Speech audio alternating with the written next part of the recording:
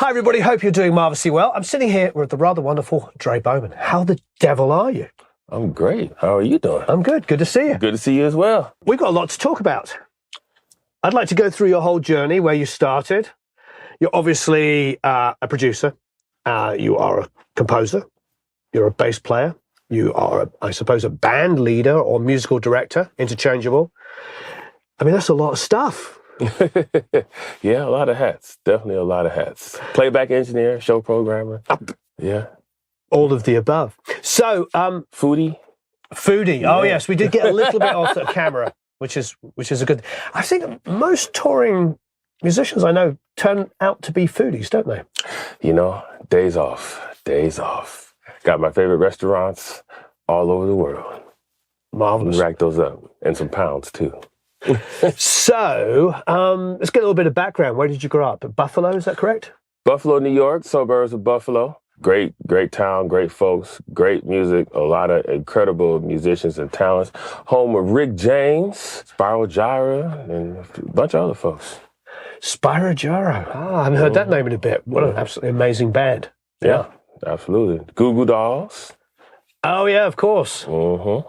So you went to Berkeley, but presumably you were playing in local bands before you even went to Berkeley? Surprisingly, I was just kind of like a public school kid. You know, I did was playing upright bass, in the orchestra and the jazz band, and electric bass in the jazz band, doing some, wind percussion, or percussion in the wind ensemble. So I but mainly school and just, I did have a couple of bands that I played in, just friends getting together that, all went on actually to have really successful music careers, different capacities. But for the most part, just, jamming at home, listening to my dad's records, extensive record collection, my mom and dad were big music fans, Did either of them or anybody in your family play music? Not professionally. I think my dad might have played a little sax in middle school, but, Nice. He's got a great voice, great ear, can sing, all that stuff. And then my sisters, they did play instruments in school, but they didn't get into the professional music swamp. I find that there's a correlation with having parents that have really good musical taste. Absolutely. I mean, that's the beginning, You obviously hear music, you listen to music before you start playing it, even though I started fairly early. I started playing cello like 7 years old, I think. Oh, wow. Yeah, for a couple of years. But no, I mean, my parents have pictures of me probably 3 years old, the big old school headphones, the plastic ones, and knowing how to put records on the turntable, stuff like that. So, do you remember any sort of moment where you were like, especially with bass, where you're like, oh, I want to do that? Electric bass for sure. I was in 6th grade, and there was this guy in the 8th grade. He was in the jazz band, and they did Peter Gunn. Start with the bass line. Doom, doom, doom, doom, doom, doom, doom, doom, doom. And everybody, it was like, whatever, school band concert, whatever. And everybody went crazy cheering. I was like, that looks cool. I want to do that. I never got those kind of cheers playing, Bach cello suites or nothing like that. So I remember that. I'll never forget that. Yeah. And then the very next year, I had a new band director that actually happened to play the bass guitar. She kind of took a liking to me, and my dad got me electric bass, and that started that. Yeah. Was there particular players you picked up, the James Jamesons, the Jarkos, those kinds of? My dad's favorite group in the world is EWF, the Elements, Earth, Wind, and Fire. So, I think early, for sure, Verdine, Bootsy, because I like the name is Bootsy Baby, that cover. And then, Parliament, I remember, I used to play that Funkadelic versus Placebo Syndrome. I used to play that like crazy. Jamerson, even before you knew the history, but, you heard the records, you liked the records, so even though I might not have been able to pick him out by name as a young kid at first, He wasn't a superstar like Bootsy was. Right. Yeah. I mean, he's a hero. Yeah, absolutely. As a young adult and all through life. He's one of the heroes. But like Louis Johnson, my dad had those Brothers Johnson albums. So that's when I really kind of started dialing into bass players. Of course, found the great Jaco Pastorius a little bit later in life, like maybe 12. Something like that. Later in life, what? 12. I love that. 12, 13, Larry Graham, presumably, as well. Oh, yeah. Larry. I mean, Marcus is just, yeah. And for all the reasons, even beyond bass playing, producing, arranging, film scores, all that. But yeah, there's so many guys. But, you talk about early, the stuff those guys, for sure. So what a wonderful diet to grow up on Earth, Wind and Fire and sort of go from there as your father's favorite band. Oh yeah. So it sounds like you're in school orchestra. So which is fantastic. So you're learning to read. Yeah, well, one of the first things I'm thankful for that. Because I didn't really have like private instruction. You get a lot of folks. You might get the real young Suzuki strings and all that stuff. I don't know if that's worldwide, but anyway, yeah, I just public school kid that just happened to luck out and be a part of some really, really strong music programs. And what was the high school called? Williamsville East High School is where I finished up. School's still there. Wonderful. My band director, got to give a shout to Dr. Stephen Schuin, who's recently retired. He's big influence. And there's others before him, but yeah, just got lucky. Great music programs, 7 years old, first thing they did, teach you how to read. So you're showing the importance of a good high school education where they actually value the arts. Yeah, elementary, middle, high school. Yeah. Went to some schools that had great, I would almost say like performing arts high school, or performing arts school level, music programs, but it was just public school. That's incredible. Yeah. It was wonderful. So because you're going through a school program that's very much built around education, was Berkeley a logical place to go then? As an extension of that? Or there's a wry smile, there's some story here. Yeah, it's definitely a story. So I want to say it's like my first year of high school, and I'm walking through the school hallway, and I see an ad or something posted up about Berkeley. I was like, man, that sounds really cool. Didn't know too much about it, but I was like, I want to go there. So fast forward, it's time to do all the college applications, and there was different schools on the table, Oberlin, New School, and there's a few different places. What's that school? It's Youngstown, School of Music. There were some things on the table. But of course my dad was like, hey, you got to apply for these local schools too. Yeah. Because, that cost difference. Yeah, money, yeah. Yeah. So I did all the applications, got into Berkeley, got a really, really nice scholarship, to help things along with that. So I want to say my second semester, my dad looks under my bed at home while I'm at school, and he found all of the other college applications not turned in. Ooh. I filled them out. So I kind of, for whatever reason, I just knew that ad that I saw. It's like, this place seems really cool. And so that was it. So, he knows this story, so it's all good. You might want to preempt it. Dad, before you watch this, I told you this story. He might not even remember at this point. It's like, I don't remember that. It's water under the bridge now. I think it worked out. It worked out more than fine. Yeah. Actually, what's the process? Do you have to audition to go to Berkeley? Well, did like scholarship audition. I remember that. I can't remember if it was an audition just to get in. It's been But you have been about 3 years because I went to school college 3 years ago. 3 years ago, yeah. Yeah. You just paint the grey in. Exactly. Yeah, it's part of the look. It's a look thing, brand image. Yeah. No, I remember going up there to do an in-person audition, but I feel like it was for scholarship. I don't remember. But they probably have a certain level, do they, that you have to be competent enough to even get into the program, I imagine. Yeah, for sure. So you get into Berkeley. Mm-hmm.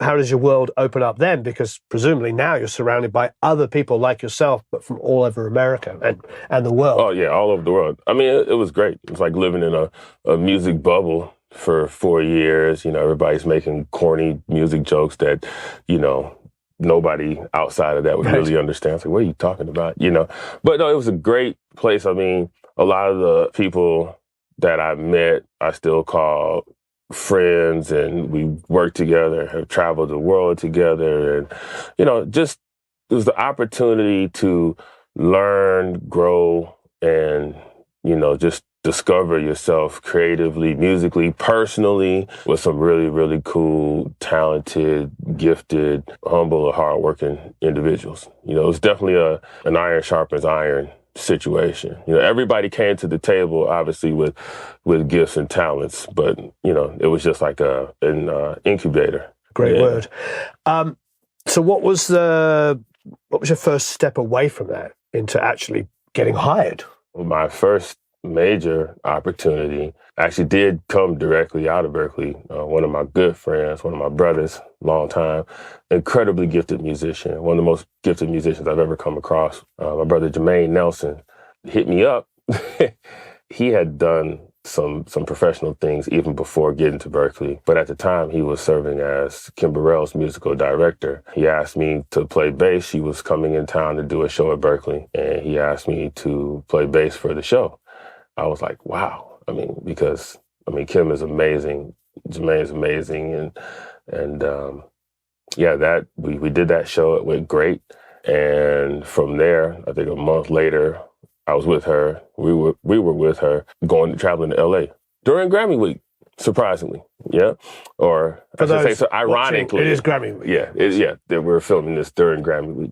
But yeah, we were out here in LA. That was my first time to LA. I want to say that was, well, we won't say what year, but a couple of years ago. Yeah, a couple of years ago. Ended up working with her for a couple of years, actually. Yeah, and that was the start. That was kind of very, it was news to me when I came to America. I didn't realize not only how big gospel was, I think I always assumed that, but I didn't realize the level of musicianship is insane. Yeah, absolutely. Absolutely crazy. Well, recently we interviewed a couple of people in that world, and the drummers are ridiculous. So what a fun thing as a bass player to be challenged by this kind of, you know, level of musicianship, which is unheard of in pop music. Quite frankly. Yeah, it's but it's funny because a lot, like coming out of gospel, you know, the drummers, it really has sort of spilled over. And for a long time, even before, you know, I started working professionally, has spilled over to R&B, pop music. Some of the biggest artists in the world have, you know, drummers that come from the gospel realm, you know, Justin Bieber, Usher, Justin Timberlake. You hear that influence a lot. Yeah, we interviewed Sput, I think about a year ago now. And I mean, he was winning Grammys as a kid with his family. You know, amazing. Doing gospel. Amazing. And it's funny, I actually met Sput. First time I met him was during my tenure with Kim. Yeah, I remember that. I was like, wow, this guy's really amazing. Yeah, super gifted cat. Oh yeah, we did. We actually all wrote a song together at the Village. Oh, cool. And he's just like, he's also a world-class keyboard player. I'm like, oh yeah. I'm like, stop. Stop. That's enough now. That's why I just say gifted cat. I can't put an instrument on him because, you know, as incredible as he is on drums, you know, he'll get up, hop on keys and kill you the same way. So yeah, he's just incredible musician, incredible person. What was the leap from working in this gospel world with all these incredible musicians that are challenging you and keeping your love of music alive? Where did you go from there? After that, I was in Buffalo at the time, you know, after school for a couple of years, because I was doing some producing, had a little stable of artists that I was working with. Long story short, through that, I realized, you know, we were doing some things in Buffalo, making some noise, but it really wasn't going to happen, you know, until we got to where the avenues, you know, it's either your LA, New York, Nashville's coming up at the time. So, ended up moving to Atlanta. Yep, ended up moving to Atlanta a couple years later, setting up shop down there, just hitting the clubs, playing, meeting people, met a lot of really awesome people, musicians, producers down there, and just really cutting my teeth, hitting it hard in the clubs 5 nights a week, church on Sunday, the whole nine. Was there a good session scene as well? Could you get into recording down there? Yeah, so actually Atlanta was where my session opportunities started. I met a really good friend of mine by the name of Drew Castro. Shout out to Drew. Incredible producer, musician, engineer. And I forgot what the session was. I was at a studio in Atlanta. He walked by, kind of heard me warming up, walked in. We introduced and, hit it off. Not too much longer. I want to say maybe a month. This is such a long time ago. I'm trying to get the dates together. But some short time later, he introduced me to a producer by the name of Tricky Stewart. The great Tricky Stewart. The great Tricky Stewart. That's big bro right there. Ended up doing some sessions with him over at his complex Red Zone, which is now Sessions Atlanta, or has expanded to Sessions Atlanta. And, from there, just started meeting everybody and kind of doing sessions with everyone from, Brown Michael Cox, session with Polo the Don, a lot of different producers out there. Started doing some musical direction for an artist that was signed to Outkast, André 2000, and Big Boy, who had a label at the time, Purple Ribbon, and worked with the Wonderland Camp, which of course spawned Janelle Monáe and some others. That was my introduction. And you're obviously huge in the touring world, and you work with, some of the biggest artists in the world. Gaga obviously being a current one. Yeah. What was the trajectory to get to that? I know a lot of my friends that move between session work and playing live, they don't get bored of it necessarily, but they want to change it up. Like, okay, I've been in the studio for 2 years, now I want to go on the road. And then they're on the road for 2 years, and they're like, now I want to go back to the studio. Was that part of it? You just wanted to break it up and do something different? No, I don't think it was a conscious decision for me. Just I think it was opportunities. Yeah. When you're new to a city, and you're new and early in your career, you're trying to work. Whether you're trying to be an engineer, you're trying to be a musician. I didn't really, admittedly, I didn't have a clear idea of exactly what I wanted to do because I was interested and still am interested in everything. I was interested in playing bass and performing and touring. As a musician, I was interested in making records, producing records, interested in engineering, and mostly interested in paying my bills. So I just, whatever, it's a gig happening here, keep my chops up, playing. The session thing, I didn't even really think about that. It literally, and that just, the door kind of opened for that. But as far as the live thing, I was playing with different artists, MDing some artists in Atlanta. It's funny you mentioned Gaga. Before Gaga, for many, many years, over a decade, I worked with Usher doing live playback. And then that spilled over into actually playing bass for him. And, for a few years, playing bass and doing playback from the stage, simultaneously. Wow. So that was a great opportunity. It was a great... How did that come about? I was getting ready to do a show with another artist in Boston, getting ready to go on stage, and I get a good call from another one of my closest friends, colleagues, and collaborators that most in the industry would know by the name of Natural. He calls me, and this is also one of my close friends that met at school, and he calls me, and he's like, "Dre, where you at right now?" So I'm about to go do a show in Boston. I'm in Boston about to go on stage. And they were on tour already with Usher. And he said, "Hey, man, you use particular software." I said, "Yeah, you know that." He's like, "Well, our playback guy has to go." He was under contract with another artist that decided that they wanted to get ready to crank up for another tour. So it was like, "You feel like coming out here and running some playback?" I was like, "Sure. All right, cool." So when are you back in Atlanta? "Well, I'll be back tomorrow." "Cool. The show, we're in Atlanta in 2 days. Come down, check out what's happening." And long story short, came down, saw what was happening. It was like, "You want to do it?" I'm like, "Cool. How long we gone for?" "Oh, like a month, 6 weeks." And, ran the show that night and got on the bus and And that was that, for the better part of the next 13 years. Yeah. And that's how and it just kind of evolved, as far as me, joining the band to play bass as well. That just kind of evolved into that, some years down the road. That's absolutely amazing. And that was, again, from the relationships that you had built at Berkeley. Absolutely. Yep. Relationships are everything. It really is. What's the cliche phrase? Your net worth is directly tied to your network. I think I've heard that one, before, but it's true. It's true.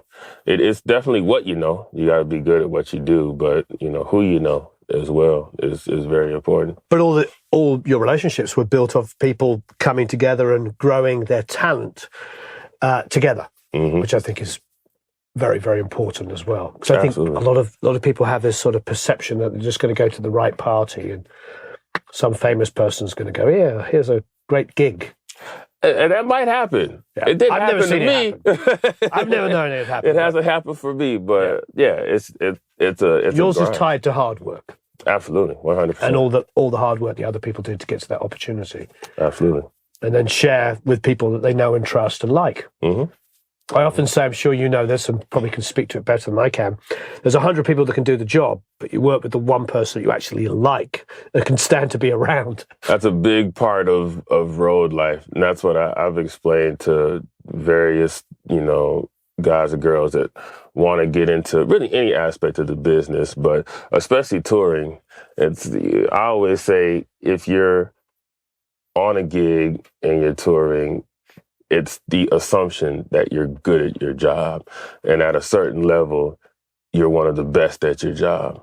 That's the assumption. If you're not, you might get in, you're not going to stay in.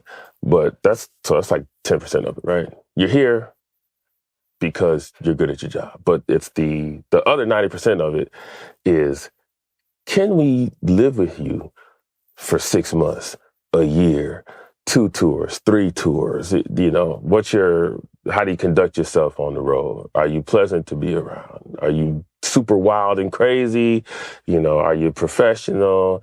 You have fun on the road and stuff, but the one thing I always say is, no matter whether you're on stage, in the venue, in rehearsal, or out at the after party, you're always at work.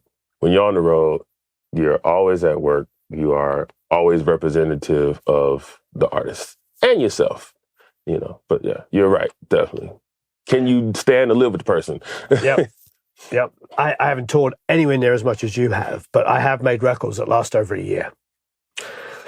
So I understand the turning up every day with the same, 10 or 15 people around you. And it's like, the best answer to any question is, yes, I can. No problem. Hey, my motto is no problems, only solutions. Yep. I like that one too. Yeah. That's a great Stuff is going to go wrong. Stuff is going to go wrong in the studio. Stuff is going to go wrong on stage, in rehearsal. But how you handle it.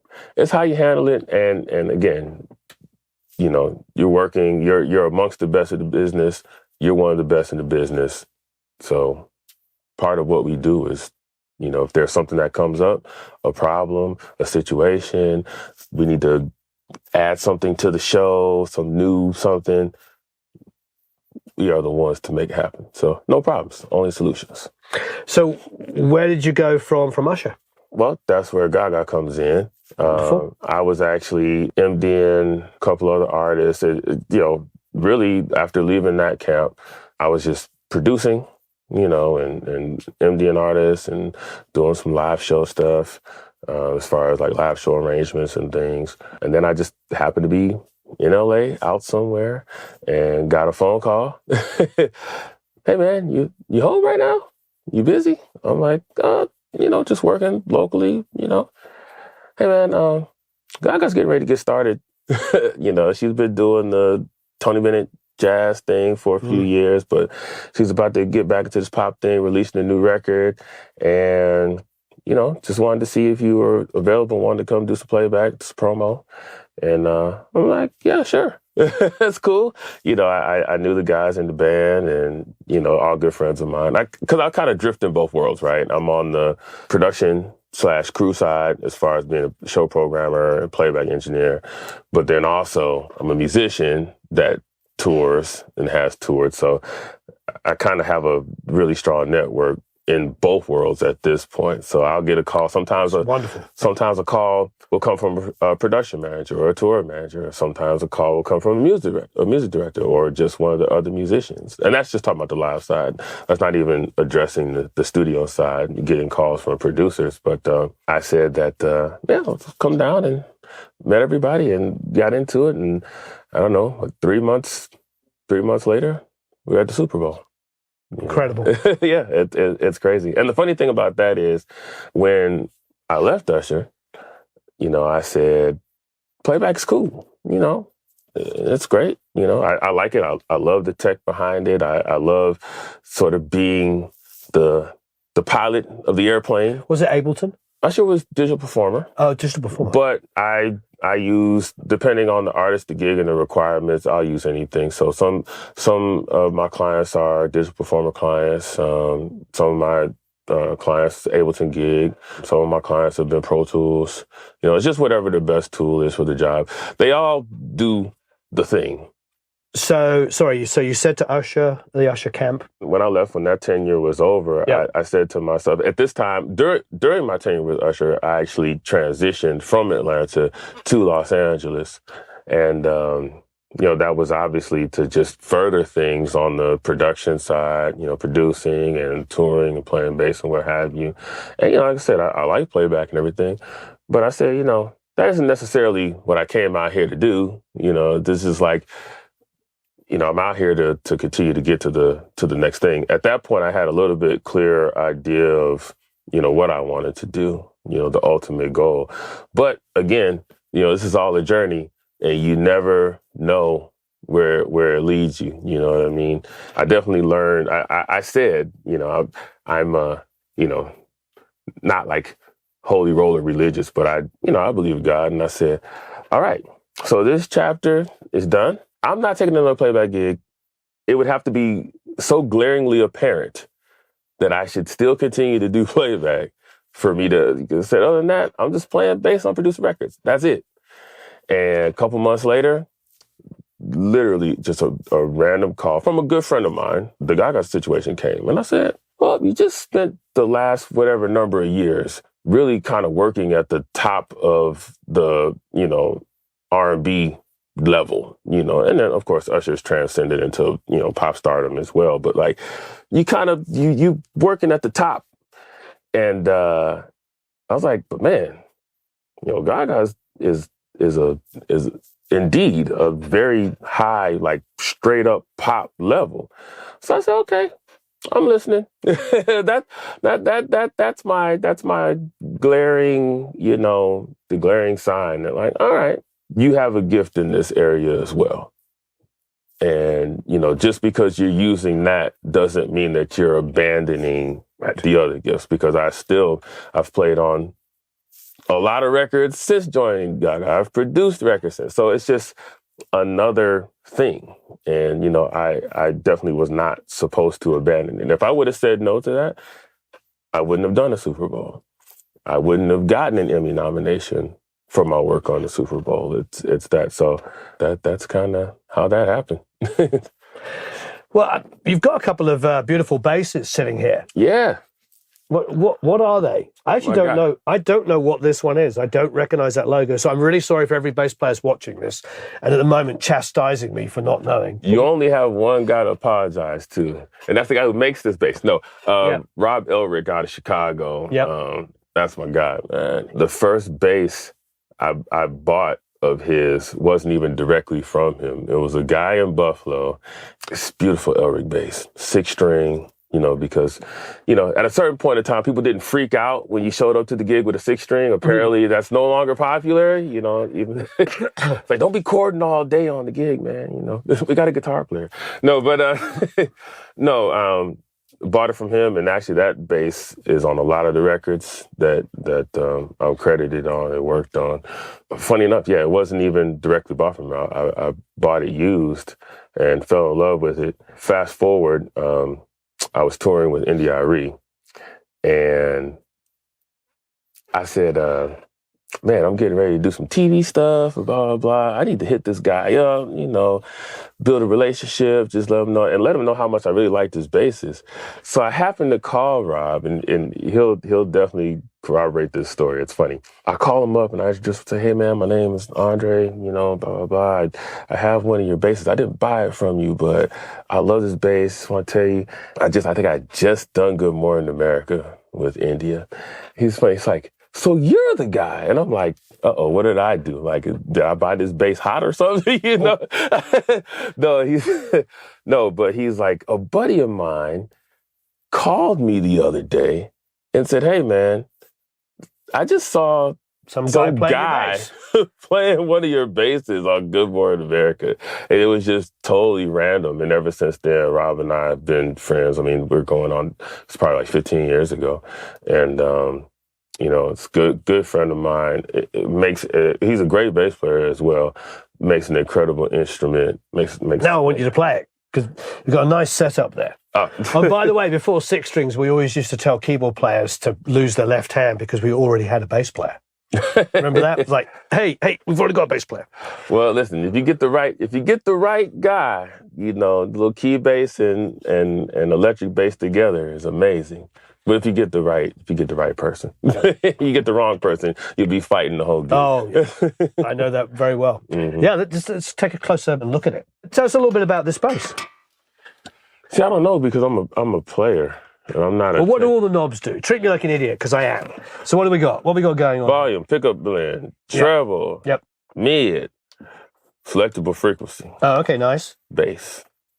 That I do know. So treble middle bass rather than bass middle treble. Interesting. Yeah. Mm-hmm. Yep. Bass. And those are volumes for each pickup, obviously. No, this is a blend between the two. Volume, blend between the two. Treble, mid, with.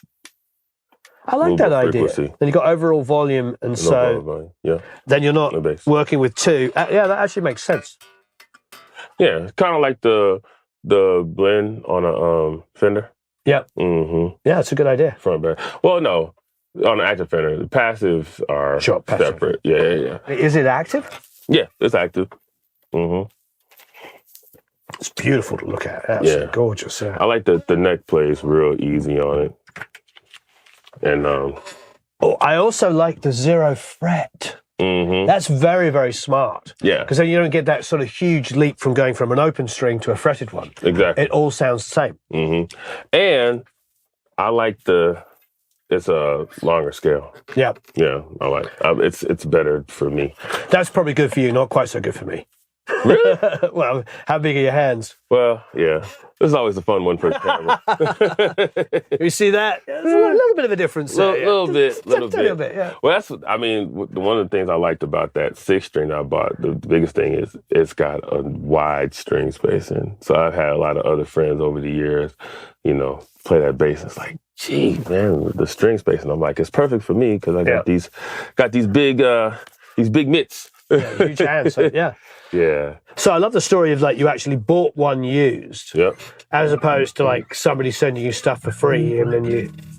Oh yeah. I mean, I've gotten a lot of people have given me a lot of basses over the years, but the first bass is like that. That's what made fun. And then I have another one of these that's red that I bought early, years ago, and I use that one a lot. So probably a lot of videos, anything like YouTube or whatever, performances and stuff, you'll probably see that bass a lot. So yeah, this one's a little bit newer. Yeah, same kind of vibe. There are some differences between the two. The red one doesn't have a pick guard. Is that a badass? Different. See, now you're asking me all these technical questions. Sorry. Yeah, I'm very technical in the studio. Studio gear, bass, I just kind of play. Yeah. I know a lot of guitar players, they're super into setting on my guitar, blah, blah.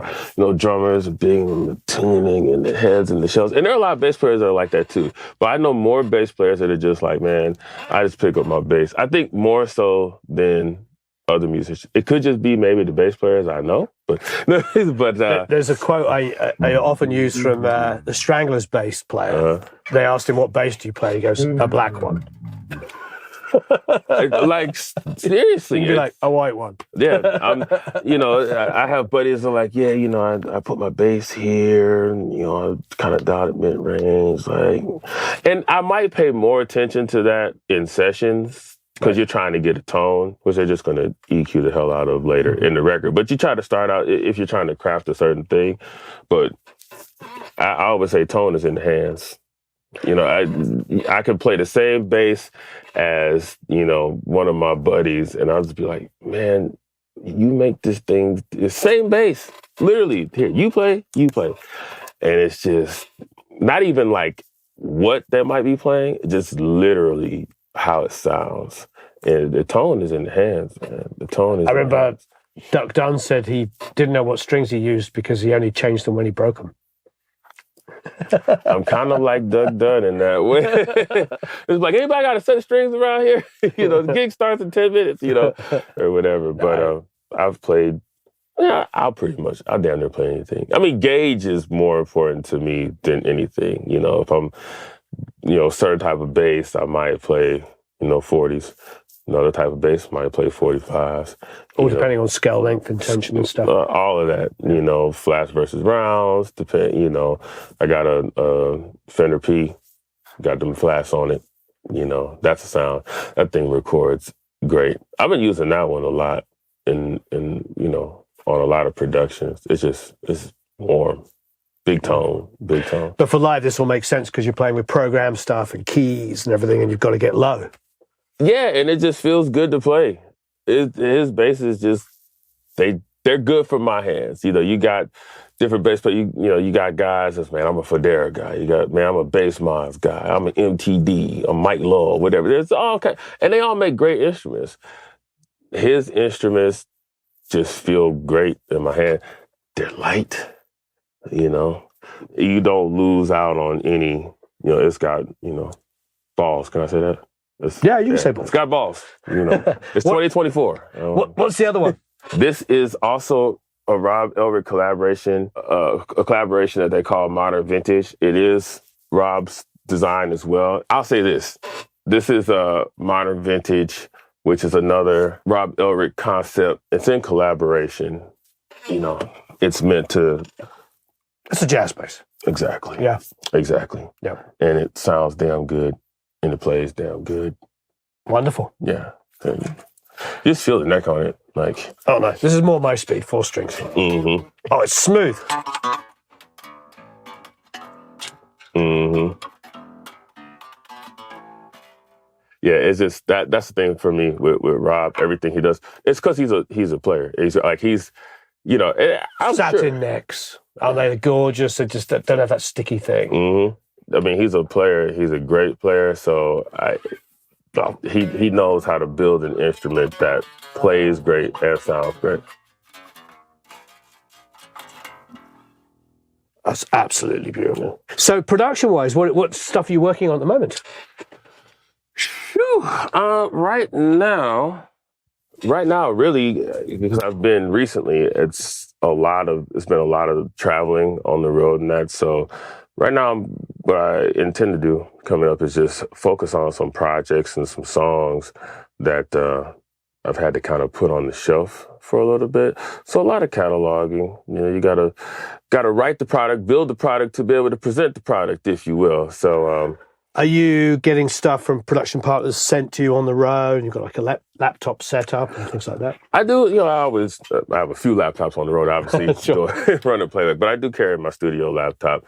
And I'm able to work somewhat. But honestly, I find that especially when you're like in the programming role, playback role, if I'm just playing bass on the road, it's a little bit simpler. You're coming to the venue later, you got a lot more off time, it's kind of chill, so if you need to do some stuff in the room. But when you're in that programmer playback role, and I'm sure that any of my fellow folks that do that, you're in early, you're dealing with show edits, this, and this. Artist wants to do this, wants to add this song, take away this song, wants to do an edit of this song, wants to add a vamp here, blah, blah, blah. And let's run it in sound check. So doing a lot of that, leading up to, and it's a lot of mental energy. So by the time you're done with the show, it's like I just want to sit back, chill, relax, get some sleep. So I find that I'm not as productive as I'd like to be all the time on the production stuff. It's kind of like two different brains, being on the road versus being in the studio. What does happen a lot is I'll get producers that will send me records for me to cut bass on. And so what's your on-the-road setup? What do you use? What's your interface? It's been various setups over the years, but I've really been fond of the emerging technologies Anubis, which of course they have the MT48 Neumann now, which is kind of like the sister product after their acquisition or what have you. But I like it because I actually use it in my playback setup. One of my, I have various playback rigs depending on what the client needs, how big of a show, blah, blah, blah. I use the merging in one of my main playback setups. I mean, their stuff is... Exactly. And what I love about it is that, and this is not even, I'm just using, the merging version doesn't have the USB-C connectivity and all that stuff that the MT48 does. But you can still use it, Ethernet connection, boom, AES67. It sounds great, super clean, high fidelity preamps, a lot of gain, sounds great on, bass, vocals, what have you. And it eliminates the need for me to have to carry a separate interface. So it's like you have your playback rig, you're not going to carry I'm not going to pull a 1U piece out to go record something in the room. So now you got to carry something small like, an Army Babyface or a duet or, Apollo Twin or any type of small thing, right? With the Anubis, have it there, use it, and then just simply shows over. That always stays with me. Throw it in my bag. Got to go do a session in the hotel room, on the bus, plug it up. So yeah, it eliminated. It's very powerful. It's about this big. Exactly. It's ridiculous. Sounds great. The mic pre's on it are phenomenal, aren't they? Yeah. And then all of the EQ and the compression and the effects and everything built into it. This little tiny unit. Yep. Yeah. And it's great for, even if I have to like drop cues in, playback's right there. Boom. Even if, we have to record some parts or something, carry it with me. It's great. I like it. Monitoring, it's great. And yeah, I've actually recorded quite a few bass tracks for, various producers. And so, yeah, hopefully looking for some of those releases to come out. And you sending them as a DI only, or how do you do it? Just cut it in whichever software I feel like. That's weird. Sometimes I just switch up. I might just do it in DP, or I might just lay it in Pro Tools just for doing something different, or Ableton, or whatever. Like I said, they all do the same thing, just different ways to get there.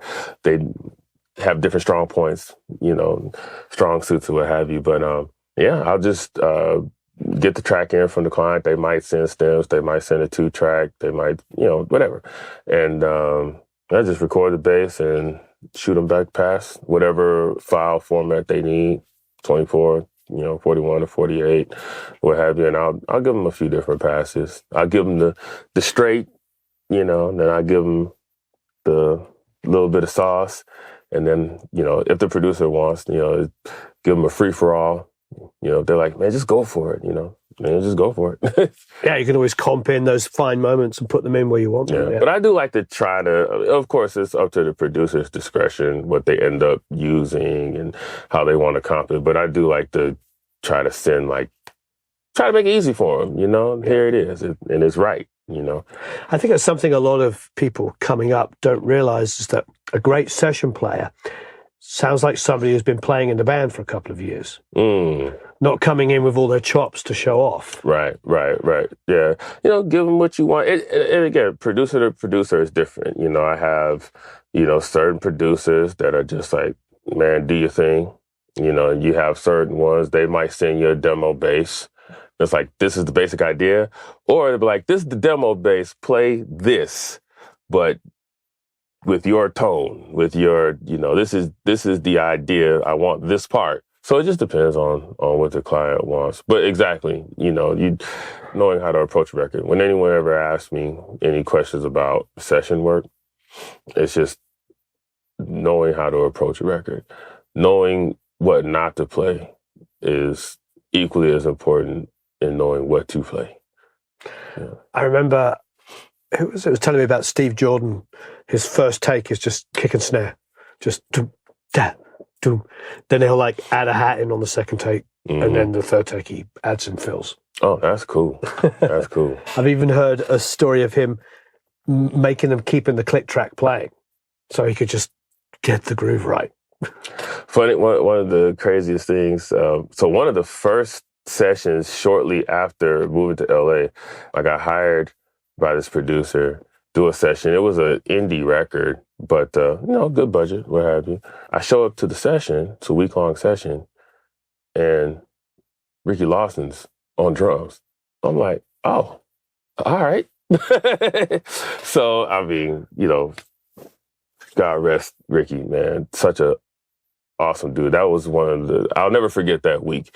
Not even because of the drumming and all that, but like just the vibe and the stories and just hanging with him and getting to absorb that energy, man. It's a really, really good dude. But that dude's one take Jake, man. Like we would listen to the record and then he would just cut the drums, over the demo. They turn off whatever the demo drums and have everything else.